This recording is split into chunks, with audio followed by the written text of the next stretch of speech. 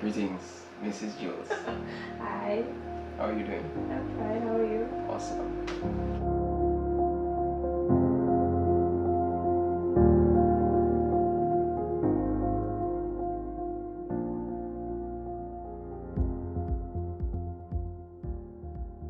Let's get into it. What do you like and dislike about your appearance? When you were a child, were you often complimented or shamed about your looks? What I like about my appearance, the natural color of my hair, the brown color, the gold color, my eyes, the color of my eyes, my complexion, and what I did not like, I said did not because like I got over it. That was when I was younger, and my forehead was too big, like huge, and we used to say that I have a 5 head, but apart from that. Oh, and I was always so petite and I couldn't get close to people, so I used to have to adjust all my clothes. Yeah, that was a little frustrating, but I got to learn how to deal with it after a while. Okay. And the second part, when you were a child, were you often complimented, shamed about it? Parents, Yeah, friends? complimented for the good stuff. Oh, you have a natural hair color, yeah. So look at your eyes, oh, you have nice eyes. But yeah, like I said, what's the second part? Apart from complimented, shamed, like I have a 5 head. Yeah. Oh, Issa, you really small. Issa, that's how big your pants are. That's how small your pants is, or whatever. So, yeah. But Okay. For me, the main thing was my teeth. I was a little insecure about my teeth, how my teeth looked. People used to say stuff like, you know, your teeth is jumping cannibal and stuff like that. So I was determined that when I got older, I would go fix it. So, you like it? yeah. But I met you without your straight teeth, so It's true. yeah. It's true. And as I complimented or shamed, I mean, no one really made fun of my teeth. They used to say those things, but it wasn't really, you know, serious and stuff. But I would say complimented for my skin color, my good looks. My mom always used to compliment me. So if I ever heard anything negative, I would just push it aside because mom's opinion was always the best to me. So yeah. Okay, I'll just pick anyone. It says, am I a good compliment? Why and how? To me. Am I a good compliment? Yeah, to you. Alright. How and why? I think you're an awesome compliment Oh, to me.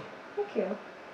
Because I think in my life I needed someone strong for wherever I'm weak, and I find you fit that vibe really well. You're very strong where I'm weak and stuff like that.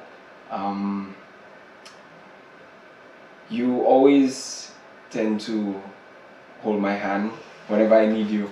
So, I mean, there's so much to say, and I'm getting a bit excited. But I would just say that you're just the best compliment I think I can ever have. Oh. Well, yeah, we always speak about us being good compliments for each other, and that wherever one of us is weak in an area, the other one compensates and is a stronger one. So yeah, so that was mine too. Okay. What were some of your biggest insecurities? I think I said that a while ago about the whole thing about what I didn't like about myself. Okay. The forehead thing wasn't a big thing, but it was like me being so petite and everybody pointing it out so often. Okay. The small clothes and having to adjust it and all of that. Yeah, I was always a smaller person. Yeah. Okay. Well, the same for me. Insecurity? Not really. I think it was more, you know, my smile, my teeth. But yeah, I saw today. Okay. Was it hard or easy dating me based on Christian principles? Alright, it was, the first part was very easy. I mean, for what I stand for as a Christian, so it was very easy to pick such a beautiful person inside and out spiritually.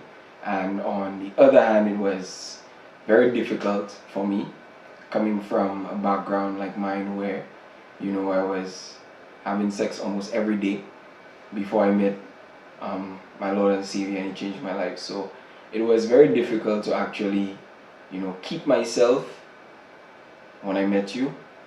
But somewhere along the line, I guess God just used you to hold me down. So, yeah. What is your favorite thing to do with me? Oh, you're chuckling now. Okay, several things. Generally, you need some water, sir. Go on. Okay, well, I enjoy your company, so anything where you're present, like our dates or watch movies or go out, and of course, when it's time to get down to business. Business. Business way quick. Alright. What's your favorite thing? My favorite thing to do with you, there's so many, but if I had to pick one, it would be us, just the two of us, enjoying romance and, enjoying lovely sex, I'll admit. So yeah. Okay. Why did you marry me? I married you because I really wanted to spend the rest of my life with you. I've dated many girls, but I've never dated or I've never been with someone like you. So I chose you and only you to spend the rest of my life with because of what you stand for, your principles, and I know for a fact that you will make me happy. I know that we will have beautiful children together. Thank God for Ari. It's just, I'll stop it. Okay. How important is money to your legacy? How important is money to your legacy? I have mixed thoughts on money and my legacy. One, I would say that money is very important, and I think of the inheritance of my children's children. So I would love to be financially stable to iron out things for us, our family, our children and stuff. But on the other hand, just the thought of not putting so much emphasis on money and totally relying on God. I would say that I didn't come from a wealthy family, and here I am today. I still made it by the grace of God, and it's not like I was struggling or anything. So I believe that in any aspect of our life, whether we have money or not, God will see us through. So I think money is important in our legacy, but I don't really see it because I know God is all we ever need. You understand? I do. And what are your thoughts? Yeah, I think I share the same sentiments. You would love to leave something for your children, but at the same time, you want to teach them how to work for what they would want. So it's not like you're just going to leave everything for them, but to me, they should have something where we can set a financial foundation for them. And I think that we would want better for our children, better than what we had. So we would want to give them better than what we had. So we didn't have, like you said, we were not really wealthy, but we would want to make the situation better for our children. Okay. But like you said, if it doesn't happen, it's not good. Really? Do you believe that taking care of your physical and mental health is part of honoring your marriage vows?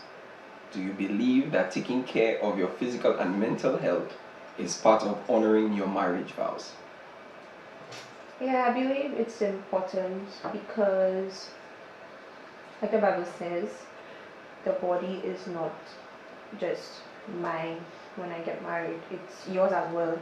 So, me being physically and mentally healthy and stable is beneficial to you as well and beneficial to our family, um, for the future as well, for our children. It would be good if I am in a good place physically and mentally, because if I'm sick or I'm not mentally stable, then I cannot take care of our children and I can't be a good wife to you, or the wife that I think I should be to you.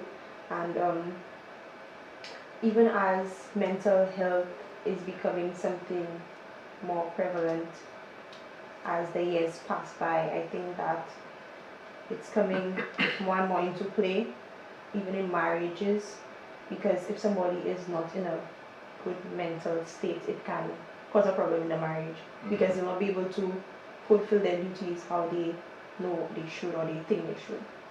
So yeah, I think it's important, and it will help. Being in a place, in a good mental and physical place, will help me to honor my marriage vows. So I can be what I want to be to you, and what you would want me to be to you. Well said. I share the same sentiments. Okay. What are the best and worst things about the period of history we are living through? Okay. I would say that one of the best things right now is the fact that we're advancing majorly in technology. So we have so many things to look forward to, so many things we have right now that we can do to as a couple minister and stuff like that. I would even look at music, how music has advanced, and it also helps me in my gifting and stuff like that. So I would look at it in that direction. And the worst part is actually the best part. The flip side of it? Yeah, it may sound like I contradicted myself, but I'm not. Right now, camera phones, pick up everything. There's so many crazy things going on around the world. We actually see it now because of technology and what's happening. Even, I don't even know if you would want to touch on the thought of 5G and all these things that's damaging. But I mean, that's all I can see for now. I think part of the worst of the times now is that a lot of young people are shying away from marriage. Back in the day, you'd find people getting married at younger ages and more often, but now it's like everybody's running away from marriage. Or if you get married young in these times today, they'll ask you, are you sure that's a decision you want to make? Why are you getting married so young? Don't you want to enjoy your life? And when it was being done back in the day, it was still not fine. So I think now that we have the example from our forefathers, why not continue and even make it better? See how we can improve from what our parents and grandparents used to do as a couple, and see how we can adapt to the changes in technology, like you said, and the times with marriage. Agreed. Yeah. Good point. And look at it that way. Good point. Wait, I think that's my turn. Oh, it's your turn. Because you're ready for something. Oh, I did. Okay. Have you ever cheated in a relationship? Why? What were the circumstances? If not, how close have you come to doing so? You can look it down. Have you ever cheated in a relationship? Why? What were the circumstances? If not, how close have you come to doing so? Alright, well, that's things we have spoken about, and I've confessed that in my previous relationships, when I was going to school and stuff like that, yes, we would take relationships serious, but there was always that aspect of wanting to see more, always wanting to know more, so you would go outside of your relationship and cheat and stuff like that. It was almost like a game, especially when I went to South Louis. It was crazy, and I would say the circumstances, like what really caused me to do it, I wouldn't blame it on anything. I would just blame it on my own evil desire to want more, to just want to have sex, to just be with different women. So it was not anything like peer pressure and stuff like that. It was just all me. I'll take the blame for it. Mm-hmm. You think it's lack of self-control as well? Or no? Yes, that's a good part of it, yeah. It was a lack of self-control, because sometimes you wouldn't want to, but that evil desire would literally prick you to do it. But I would still put the blame on myself and say it was all me. Okay. Yeah.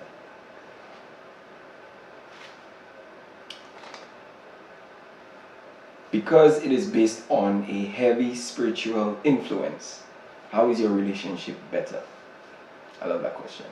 Because it is based on a heavy spiritual influence, how is your relationship better?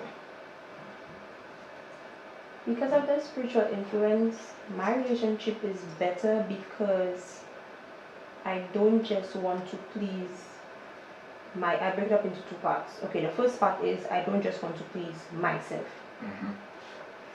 I also want to please you, because that leads me to the second part, is because I want to please God. So that's where the spiritual aspect comes in. So it's not just about me and you, it's about the fact that we made a promise to God before people, but we made a promise to God, and because He's our Father, we want to make sure that, well, I want to make sure that I please Him in my marriage, in my relationship with you. I want to know that He's looking down and He's proud of the way that I am living my life with you, and pleasing Him while I'm doing that. We were doing a devotion with our friends, I don't know if you remember, and just talking about seeing God as your spouse's father. Remember that? Yeah. And I didn't really think of that before. Like I was just thinking about, okay, God is your father, God is my father, okay. But I never thought of Him as, what did they say, my father-in-law? Yeah. So you want to please your father-in-law because you're his child. So I want to please God because you're his child. And I want to treat you right because you are his child. So yeah, I think that influence is heavy, and because I know that at the end of the day I have an account to give for how I treated you or what I did as your wife. So it's not just based on earthly things, but it's also based on heavenly and spiritual things. Like afterwards, what's going to happen to my response to God? You understand? I get you. Yeah. So the fact that I have to please God, it's on my mind. Right. So I have something to continuously work towards and look forward to, and becoming a better person, a better wife. Yeah. I would say that I'm in a good position to speak on that because I have, I would say, tasted both worlds. Before I became a Christian or knew of anything spiritual or started taking my spiritual life more serious, my past relationships, I would say they had weight, but not like now, based on what you're saying with God. So it was all about me and that person. So we would do everything together, whatever. I tried to please that person and whatever. And if I made a mistake, I wouldn't really add pressure on myself because it just felt like it was just me and the other person. But now, because of our spiritual influence as Christians, I see great need in doing the right thing to please God and you, and knowing that God is the final authority over your life plays great weight on me. So I'm actually scared to hurt you because I know what the word says about people messing with God's children. So it has become more real to me, knowing that God is a loving God, but He's a God of wrath. And He will deal with me if I mess with you as His child. So that's great weight, and it has influenced our relationship greatly because every time, in my previous relationships, when we're in an argument, I lash out, I quarrel, that's it. And if it fixes itself, it does. If it doesn't, I just move on. But with you, I see the need to always patch up things on time because of the word and the fact that I chose to spend the rest of my life with you. I have to fix it because I'm going to live with you anyway for the rest of my life. There's no turning back. So I have to fix it. So yeah, that's what I would say on that. Okay. If I cheat on you, would you stay? If yes or no, why? That's a mess up question, you know. Why do you say That's that? a mess up question, you know. Why do you say that? Because I'm not saying that it will happen, Mm-hmm. but I'm saying that it's possible that if I give my answer, it may not lead you, but it might give you a little leeway How? if I answer. How? But okay, I'll answer. I will not leave you. I will not leave you because I honestly trust you, and I know if you do anything to hurt me, you did not do it purposefully. I would say, right? So I will not leave you, but Your turn. it's mine. Mm-hmm. What was the attitude toward sex in your family? Was it talked about? Who taught you about sex? The attitude towards it, we were open about it. Well, my mother, well, that too, my stepfather, the moment, my mother. We were open about it. We'll give jokes about it. My mom and I always used to talk about stuff. Not that we don't right now. When I say used to, I mean from the time I was younger. So she always used to talk to me about it, and I wouldn't say she taught me about it. Like, she would say things. She would tell me things about it, but it's not like she sat down and said, okay, this is how you do this is how you do that. The bad thing is my friends were sexually active before me, and I was always somebody they trusted, so they used to come and tell me everything. So I got a lot of details about stuff. I got a lot of details about stuff. So I wouldn't say my friends taught me, but it's like I heard a lot about it from them. But I was just the neutral one. I just chose to wait. That's nice. For me, it wasn't really talked about. The only person who really spoke to me about sex was my brother. My older brother. He was very, very sexually active as a teen, and he was the one who taught me almost everything that I know until I started to experiment for myself. But with my mom and dad, I would hear the arguments, the quarreling and the fighting. About sex? Yeah, they would talk about it, whatever, blah blah blah. They would quarrel with each other and use that and stuff. But it wasn't really talked about. I mean, when I was of age, my mom used to always encourage us to use protection and stuff like that when we have sex and stuff. But growing up, they never mentioned it. It was never, something they taught us like what we know now. So your mom didn't give you the talk?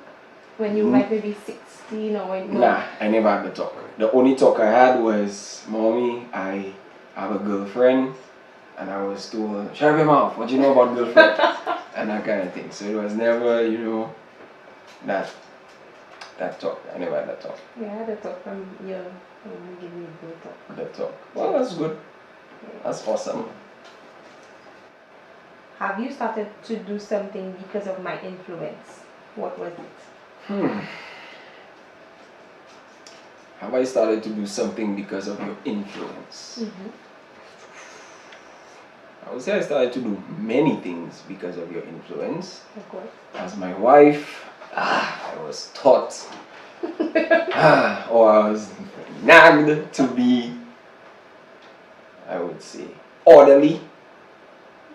So I was influenced to make the bed even if I didn't want to. I was influenced to put the cup in the sink. Even if I didn't feel it should be in the sink, it can be on the counter. But I mean, you've influenced me greatly in a lot of things. But I would say what really stands out is your influence in the home, how to keep the home orderly. Okay. Yeah. And you? From you, I was influenced to be more generous. So it is said that children who do not have siblings are not generous. Okay, I didn't know that. So, I mean, I would share with my friends and stuff, but when I met you, like you would, at first I didn't really understand it. You were overly generous, especially with money. You just give and give, and you would have money to do something, but you would give it to somebody. At first, I was like, what is he doing? That's when I just met you. So when we were married, I was already used to it. But I grew to understand why you continue to give. And I saw the returns on you giving. Because it's like, people say people have different levels of faith.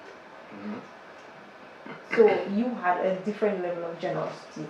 So you would tell me, today when you come in, you tell me today I saw somebody in need and I gave them money, whatever. And I'll be like, but didn't you have that money to do whatever? And you just tell me, like, you used to say a particular thing, something like, just watch God, like, just, or like that's how me and God work, or something like that. And you just knew that it would come. And every single time, it came back with more, whatever. So you were right. What is it? So you influenced me to be more generous and to be a little more, I'm looking for a particular word, a little less, okay, wait, I'm looking for a word. Okay, let me just explain what I mean. So, I tend to be very frank. I tend to just say things how I see them, how they are. But you've influenced me to take it down a notch, not water down what I want to say, but say it in a more palatable way, some way that it's more digestible, if I may say, instead of just saying how it is, which I thought was just the right way. I mean, if you see like that, just say that that's how it is. But yeah, I was influenced by you to just take it down a little notch and just think about how I should deliver it in a better way. Yeah, I can't think of anything else right now. It's not that there aren't any more, but just for now, that's what I can think of. I would say, whilst you were speaking, I happened to think of something else that you have influenced me by, and it's basically what you're saying, but on the flip side, because I am more of I wouldn't say the nicer person, but if someone were to approach the two of us to ask a favor, they would ask me, because I would know how to say no without offending. Okay.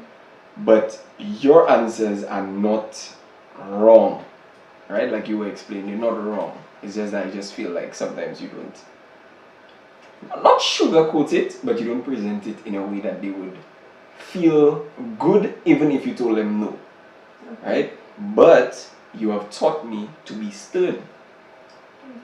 So where I need to stand up and just say no, that's where you come in. So that's where you bring the balance in my life. I think that goes back to the earlier question about us being a compliment. Yes. Okay. That too. So you're my stern person and I'm the sugar coater. Not really sugarcoat, I mean. Yeah. So we work well, eh? Okay, yes. Alright. That's one. Mm-hmm. Have I ever hurt you in a way that you haven't told me about?